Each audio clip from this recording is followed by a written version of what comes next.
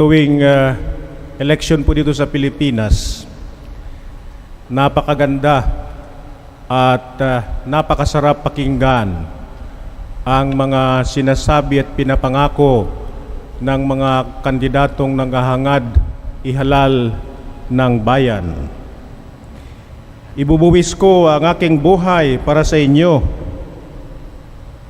Ipapakita ko ang pagsisilbing tunay kung marapatin ninyong ako'y ihalal. Gagawin ko ang lahat upang uunlad ang ating bayan. Laging bukas ang aking tanggapan para sa mga nangangailangan. Pero napakalungkot, mga kapatid, sapagkat pagkatapos ng eleksyon at kung sila'y naihalal, tila bagang nakakalimutan nila ang kanilang mga pangako. Karamihan sa kanila ay nasisilaw sa kapangyarihan. Yung mga iba gahaman sa pera, abala sa pagpapayaman.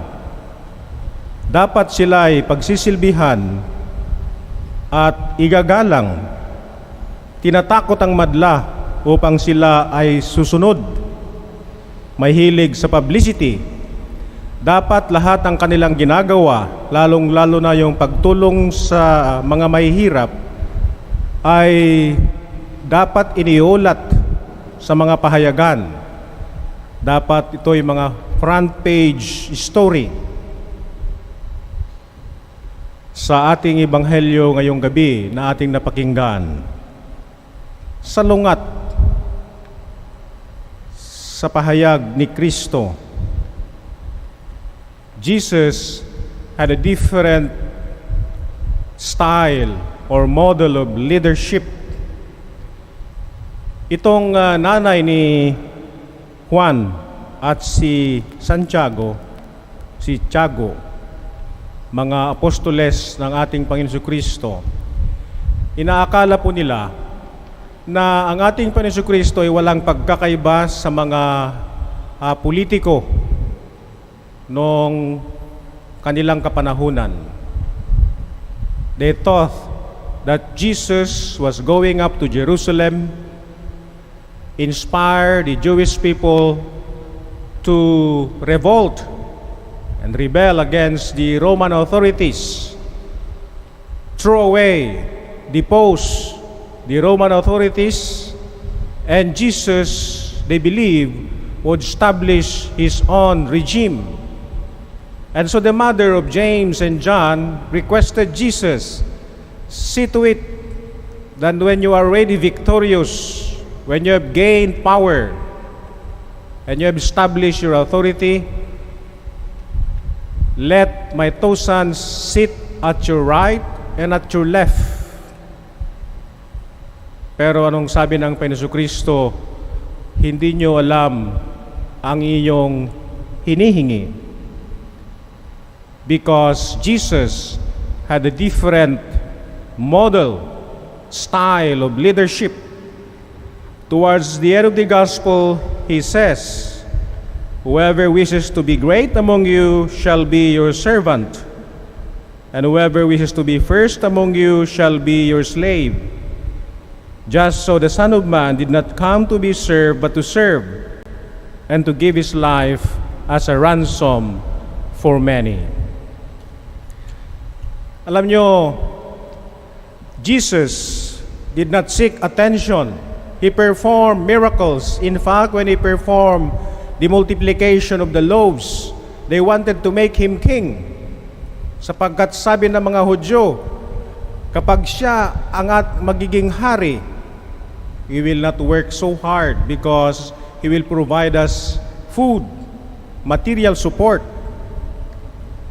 But Jesus would not have anything to do with the plan of the Jews to install him as king. In fact, in the temptation of Jesus, the devil said, your work would be easy. You can save the world. Do something spectacular. Jump from the highest point of the temple and let your angels catch you, and people will follow you. Why don't you turn stones into bread? Something spectacular, miraculous, unheard of. But Jesus would not have anything to do with such suggestions. He lived as a poor man, and his heart was for the poor. That's why when he started his public ministry, he read and quoted from the prophet Isaiah, and he said, "The Spirit of the Lord is upon me. He has anointed me to bring good news to the poor, liberty to captives, sight to the blind, and announce a year of favor from the Lord." And Jesus likened himself, or gave the image of a good shepherd, and he said, "I am the good shepherd. I am ready and willing to lay down my life for my sheep. There are robbers and marauders, but they only come and steal and destroy. But I am ready and willing to lay down my life for my sheep."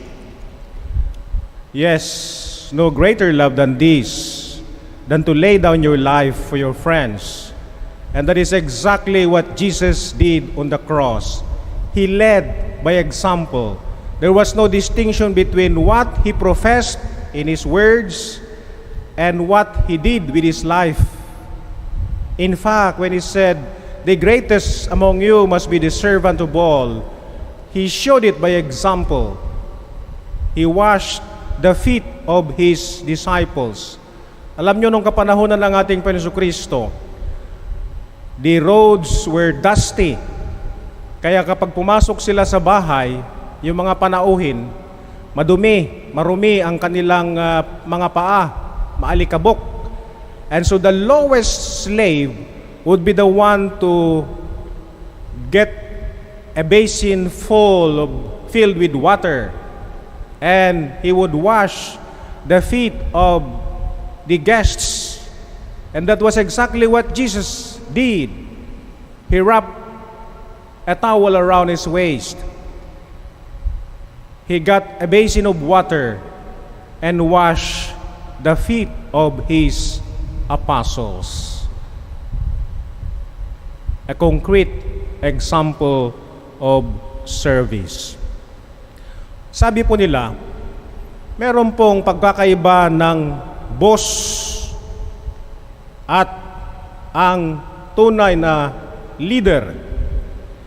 The boss demands, but the leader coaches. The boss relies on authority, but the leader relies on goodwill. The bossy type of leader issues warning and ultimatum. He flaunts his power, but a true leader generates enthusiasm and passion. The boss says, "I, me, myself is the center of the universe," but the leader says, "We, ours." The boss uses people, but the true leader develops people. The boss takes credit and honor, but the leader gives credit and commendation.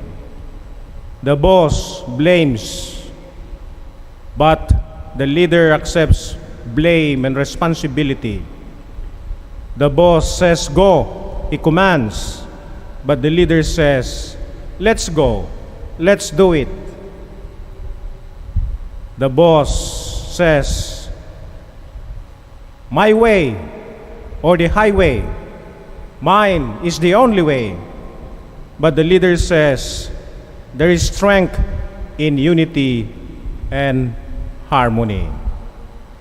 Yes, a true leader leads by example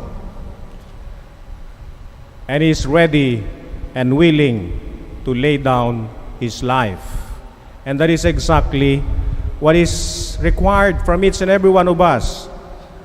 We are not called to be martyrs. Only a few is given that singular chance of being martyrs. But we can also serve day to day as fathers, as mothers, as frontliners, as teachers, as professors, as doctors, as government leaders.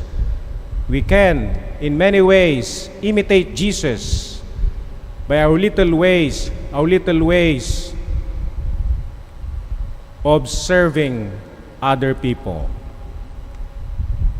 I'm impressed with Sister Ann Town, a member of the Sisters of Saint Francis Xavier in Myanmar, where there is a struggle going on by the people to fight for freedom and democracy against the military.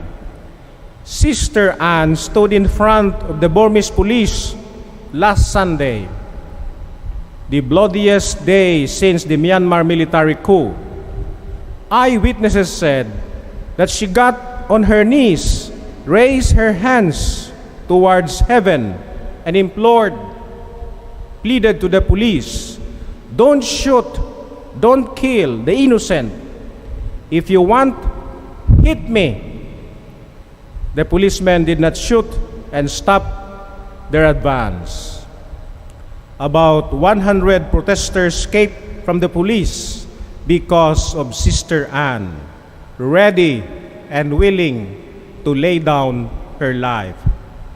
Yes, that is a mark of true leadership. Mother Teresa once said, "We do not need bullets and guns to change society. We only need love and compassion." Yes, love and compassion, service. It is the size and quality of our hearts that matter, about how wide or narrow they are, about how mellow or bitter they are, about how forgiving or angry they are, and about how much they can imitate God's love, which goes out warmly and equally to all, to the bad as well as to the good, because that is the call to service, the call to compassion. If we do, then we are genuine, authentic, and real followers of Jesus.